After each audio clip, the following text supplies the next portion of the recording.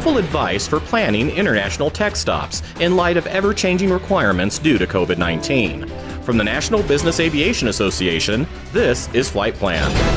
I'm Rob Finfrock with your trusted source for business aviation news.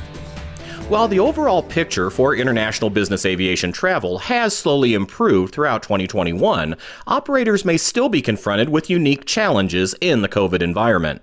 That includes differing requirements for vaccination, pre-departure testing, and quarantine that may vary considerably between countries and stops, and even at locations where flight crews may have stopped just a few weeks earlier to take on fuel or to change flight crews. We're seeing a lot more countries opening up and a lot of the restrictions lessening for international travel. That said, there are still some hurdles and obviously some major COVID concerns, especially with the new variants. From a dispatch side, really the biggest challenges has just been keeping up with all of the rules that seem to change from country to country. You know, we have a dispatch team that's really good at deciphering all of these rules and changing requirements for each country. So it's not unusual to, plan a trip 1 week and then have to change it completely the next week because the country has changed its COVID entry rules or its testing requirements. John Tootin is chief pilot for Honeywell International. And John, in consideration of these changing requirements, has that situation affected where you can make a tech stop from 1 week to the next? Yeah, we found that what may be a good tech stop this week may not be a good tech stop next week, and it has to do with the pace of change with different countries, especially with the new COVID variants out there. It's not unusual for a country to start imposing restrictions that they didn't have the week prior. Passenger testing is probably one of the biggest hurdles and challenges. It's trying to figure out who needs to be tested, when they need to be tested. And then as far as tech stops are concerned, the biggest challenge is deciding which countries will allow you to enter from another country. They all have green lists and red lists to make sure that you're on top of that, because the timing of a trip and the city pairs and the order in which you fly them is very important. I'm also pleased to welcome two experts in international trip support. Brandon Slotacek is a master trip support specialist for Universal Weather and Aviation, and Russell Bunger is a lead mission advisor there. And Russell, I'm sure what John just described is very familiar territory for you and Brandon. Yeah, the complexities of trying to put your trip together is almost at times like playing Tetris, trying to get the right piece into place to make everything work. And it just adds a few extra layers of complexity to trying to get the passengers where they need to be when they want to be there for whatever reasons they're going to countries A, B, and C. Brandon? Like Russell said, it's always changing. So a lot more pre-planning is required even for those easy trips. A lot more research and information from the passengers as well in regards to their travel history and where they've been in the past few weeks. So what kinds of questions are you and Russell hearing from operators about flight planning in the COVID environment, particularly regarding tech stops? Well, a lot of times they're wanting to know, obviously, great circles and the quickest way is the first question. But a lot of the things that we have to take into consideration is what that country's latest requirements are, because they are changing frequently. I mean, one of the big ones is Canada. They're requiring us to go through the funnel airports. And so a lot of those tech stops on the northeastern seaboard are having to be changed for a tech stop. So a lot of the mid-range or small-range planes are having to pick different tech stops that they normally wouldn't just to make the crossing. Russell, are there any regions commonly used for tech stops where you might recommend that flight crews simply should not stop right now? As far as regions go, a lot of people who are trying to get down into, Singapore area, who would tech stop in Japan or who would tech stop in Korea for either a tech stop or a crew change, are now having to revisit that because of their quarantine requirements. So operations within like the Pacific Rim are a completely different dynamic than trying to do a tech stop, like Brandon was saying, going over the North Atlantic if you're just trying to go to Europe. If you're a G5 operator, or a Global Express or, one of those long range aircraft, you're not having any issues. But if you're trying to operate a G4 or a Citation 10 from parts of the U.S. over to Europe, on top of the usual stuff you're having to look at, fuel prices or weather, now you're having to look at Do I require a COVID test just for a tech stop? Do I require a locator form just for a tech stop? Do I require health checks just for a tech stop?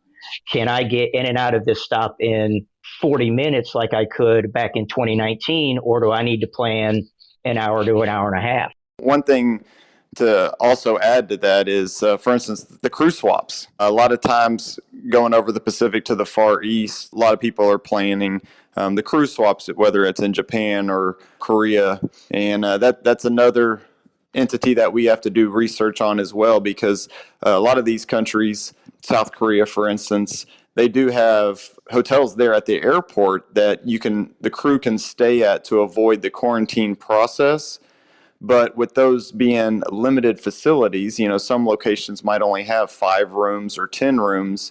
Most of them are booked well in advance. And so that's another part of the pre-planning stage that we have to do where, before COVID, we didn't even have to think twice about that. And now we're having to check on hotel facilities at the airport, what's available, because that's what we have to use to avoid the quarantine procedure. We'll have more in just a moment after this message from NBAA. NBAA Flight Plan listeners, are you ready for the convention? It's back, it's nearly sold out, and it's going to be a game-changing event. Join us by visiting nbaa.org/2021. We're back now with Universal Weather and Aviation's Russell Bunger and Brandon Slotacek, and Honeywell International Chief Pilot John Tootin, and our discussion about planning tech stops for international trips as the COVID-19 pandemic lingers on. John, you noted earlier that keeping up with passenger testing requirements continues to be one of the most significant challenges with our ongoing COVID-19 situation. How do you recommend flight operations deal with that and other steps in that process related to COVID?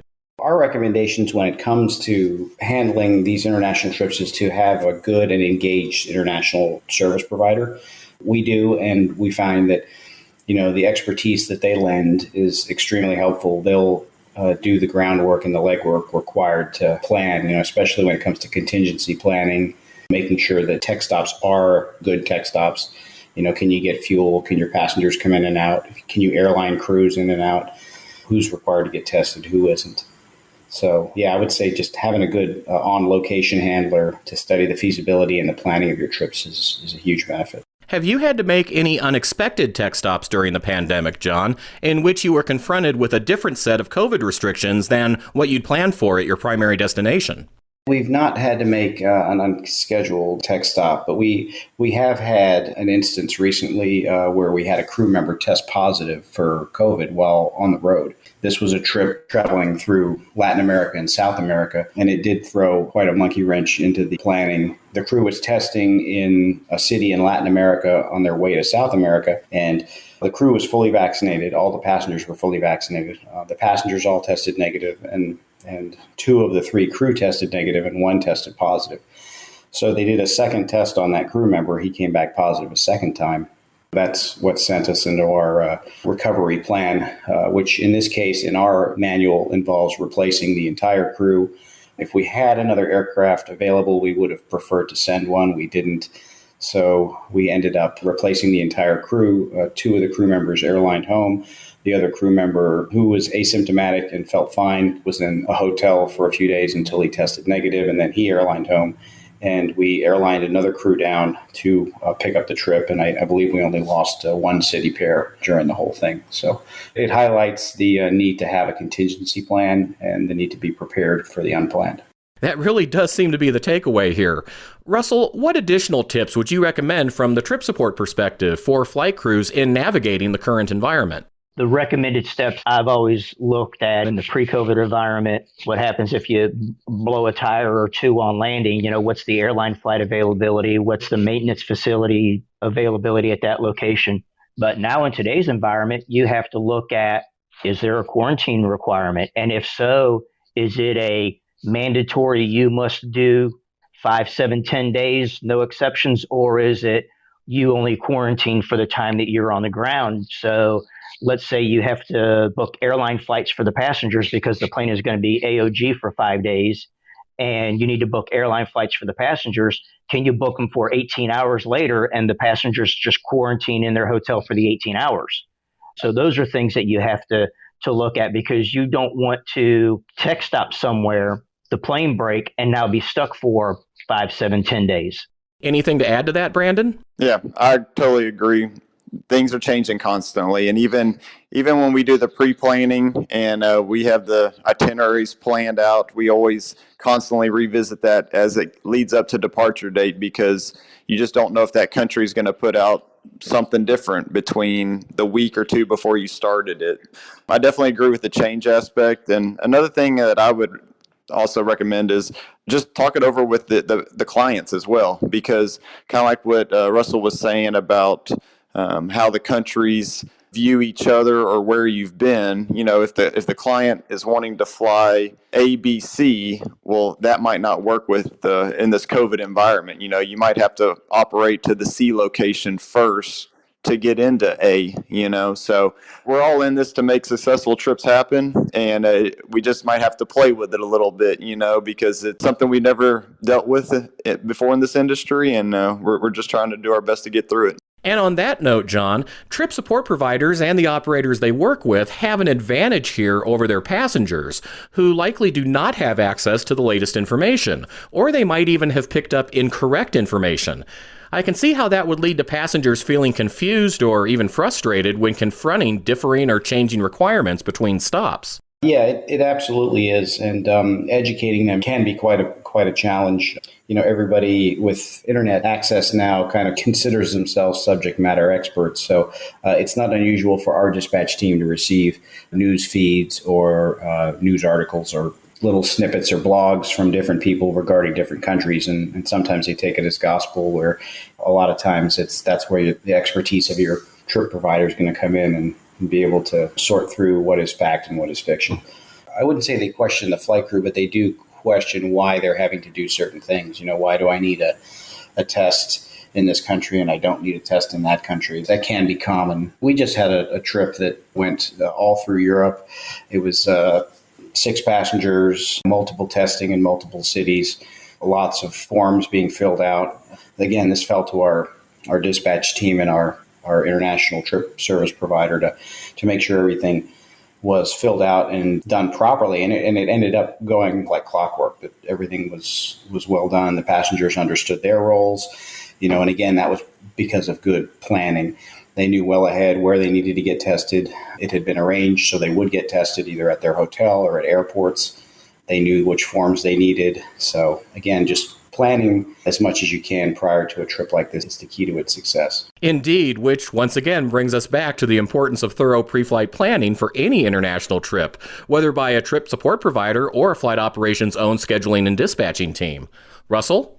Change is constant. That's the only constant in the aviation industry is change. That's something that everybody just needs to be prepared for, even now in the COVID environment. And then flexibility.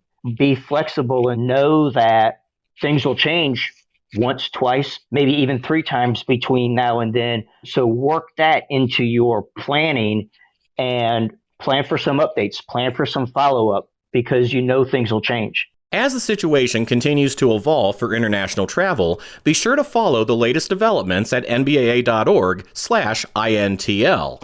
And for up-to-the-minute information regarding the pandemic's effects on business aviation as a whole, visit nbaa.org/coronavirus.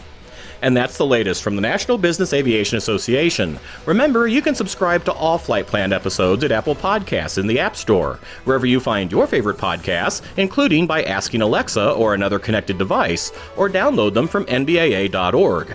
I'm Rob Finfrock. Thanks for listening, and be sure to join us next time for a new episode of Flight Plan.